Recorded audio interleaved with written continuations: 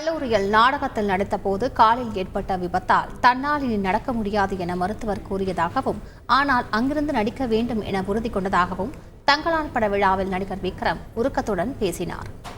துரதிருஷ்டமோ அதிசயம் எனக்கு தெரியல. அந்த டைம்ல ஒரு நாடகம், அந்த நாடகத்துக்கு போகும்போது ஐஐடியில் பிளாக் காமெடின்னு அதில் நான் கதாநாயகனை நடித்தேன். எனக்கு பெஸ்ட் ஆக்டர் கிடச்சி.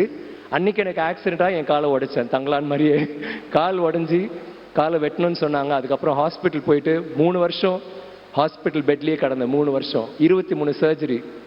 அதுக்கப்புறம் 1 வருஷம் கிரச்சு வச்சு தான் நடப்பேன். அந்த டாக்டர் சொன்னார் எங்கள் அம்மா கிட்ட, நீங்கள் வந்து இனிமேல் பையன், நம்ம அம்மா கேட்டாங்க எப்போ நடப்பான் டாக்டர்னு கேட்டோம். இல்லை அவன் நடக்கவே மாட்டாமா அப்படின்னாங்க. தென் எங்கள் அம்மா அழுதுட்டு கேட்டாங்க, என்னங்க டாக்டர் இப்படி சொல்கிறீங்க? இல்லைம்மா காலை காப்பாற்றிட்டு வரல, அதை வெட்டணும்னு சொன்னாங்க, நான் காப்பாற்றிட்டேன்.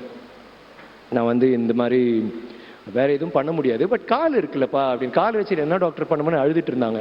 ஆனால் எனக்கு நடிக்கணும், எனக்கு சினிமாவில் நடிக்கணும், நான் கிறுக்க மாதிரி இருந்தேன். எனக்கு வந்து பெரிய ரோல்லாம் பண்ணக்கூடாது, எனக்கு சின்ன ரோல் பண்ணாலும் ஒரே ஒரு சீனில் வந்தாலும் பரவாயில்ல.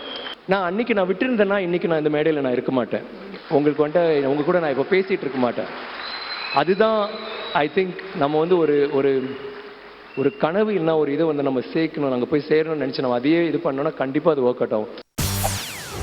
செய்திகளை உடனுக்குடன் தெரிந்து கொள்ள உடனே சப்ஸ்கிரைப் பண்ணுங்க.